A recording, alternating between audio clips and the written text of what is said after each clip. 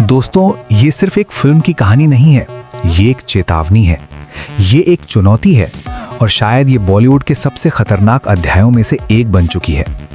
आज battle of Galwan के नाम से सिर्फ सिनेमा हॉल ही नहीं बल्कि पावर कॉरिडोर्स भी असहज हो चुके हैं, क्योंकि जब एक फिल्म सिर्फ एंटरटेनमेंट रहना बंद कर देती है और सवाल पूछना शुरू कर देती है, तब समस्या शुरू होती है।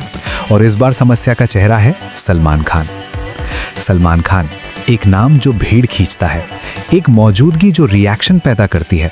और जब सलमान खान किसी सेंसिटिव टॉपिक को हाथ लगाते हैं तो सिस्टम नेचुरली अलर्ट हो जाता है। बैटल ऑफ गलवान को लेकर आज इंडस्ट्री के अंदर एक अजीब सी खामोशी है। ऑफिशियली सब नॉर्मल है, लेकिन अनऑफिशियली हर बातचीत का सेंटर यही फिल्म है, क्योंकि फुसफुसाहटें कह रही हैं कि ये फिल्म सिर्फ सोल्जर्स की कहानी नहीं दिखाती, ये कच्चा गुस्सा, दबे हुए जज्बात और असहज सच को स्क्रीन पर ले आती है। और जब सच पॉलिश्ड ना हो तो वो खतरनाक हो जाता है। ये बात समझना जरूरी है, किसी ने ऑफिशियली ये नहीं कहा है कि प्रधानमंत्री नरेंद्र मोदी ने सलमान खान या इस फिल्म के खिलाफ कोई डायरेक्ट स्टैंड लिया है, लेकिन पॉलिटिकल एनालिस्ट्स, अनाम सूत्र और मीडिया लीग एक ही बात दोहरा रहे हैं। फिल्म के इम्पैक्ट को हल्के में नहीं लिया जा रहा, क्योंकि गलवान सिर्फ एक बीता हुआ हादसा नहीं बल्कि आज भी एक संवेदनशील राष्ट्रीय नस है। और जब सिनेमा उस नस पर चोट करता है तो सिस्टम डिफेंसिव मोड में चला जाता है। इंडस्ट्री के कुछ लोग चुपचाप कह रहे हैं, अगर ये फिल्म बिना कंट्रोल के आ गई तो रिएक्शंस को संभालना मुश्किल हो सकता है। ध्यान दीजिए, डर फिल्म से नहीं है, डर पब्लिक से है। डर इस बात का है कि जब सलमान खान जैसे सुपरस्टार के जरिए भावनाएं फटती हैं तो उन्हें दिशा देना मुश्किल हो जाता है। इसी वजह से अफवाहें आ रही हैं कि टोन को सॉफ्ट करने, सीन ट्रिम करने या रिलीज स्ट्रैटेजी को दोबारा सोचने पर चर्चा हो रही है। और फिर आता है सलमान खान का स्टैंड, जो इस पूरी कंट्रोवर्सी का सबसे खतरनाक हिस्सा है। सलमान आमतौर पर पॉलिटिकल डिबेट से दूर रहते हैं, लेकिन सूत्रों के मुताबिक उनका मानना बिल्कुल साफ है। उनके लिए बैटल ऑफ गलवान कोई प्रोपेगेंडा नहीं, कोई एजेंडा नहीं, ये उन सैनिकों की कहानी है जिन्होंने बिना भाषणों के, बिना तालियों के कुर्बानी दी। शायद इसी वजह से फैंस इस फिल्म को सिर्फ मूवी नहीं बल्कि सम्मान की तरह देख रहे हैं।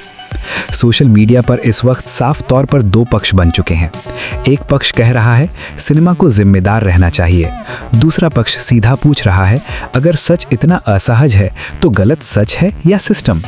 ये बहस सिर्फ ट्वीट्स तक सीमित नहीं है, टीवी स्टूडियोज, यूट्यूब चैनल्स और बॉलीवुड के बंद कमरों तक ये तनाव पहुंच चुका है। और यहाँ एक एंगल है जिसे कम लोग खुलकर बोल रहे हैं, box office fear. Trade experts मान रहे हैं कि बैटल ऑफ गलवान सिर्फ हिट नहीं बल्कि एक कल्चरल सुनामी बन सकती है। सलमान खान प्लस सैनिक प्लस राष्ट्रवाद, ये फॉर्मूला सिर्फ रिकॉर्ड्स नहीं तोड़ता, ये नैरेटिव्स भी शिफ्ट करता है। और जब एक फिल्म बाकी सारी रिलीज को ओवरशैडो करने लगे तो रेजिस्टेंस अपने आप पैदा होती है। तो असली सवाल ये नहीं है कि मोदी बनाम सलमान कौन सही है, असली सवाल ये है क्या सिनेमा को सिर्फ सेफ रहना चाहिए या फिर सच दिखाने का रिस्क लेना चाहिए। क्या एक सुपरस्टार को हक है कि वो असहज कहानियां स्क्रीन पर लाए, या फिर कुछ टॉपिक्स सिर्फ खामोशी के लिए रिजर्व्ड होने चाहिए। बैटल ऑफ गलवान आज सिर्फ एक फिल्म नहीं रही, ये बन चुकी है पावर और पॉपुलैरिटी के बीच की रेखा। सलमान खान के फैंस के लिए ये इमोशन है, क्रिटिक्स के लिए थ्रेट और सिस्टम के लिए शायद एक सिग्नल। आने वाले दिन तय करेंगे कि ट्रेलर आएगा या रुकेगा, रिलीज होगी या डीले, लेकिन एक बात साफ है, ये लड़ाई सिर्फ स्क्रीन पर नहीं, सोच के स्तर पर हो रही है। और जब सिनेमा सोच बदलने लगे तब सबसे ज्यादा डर लगता है।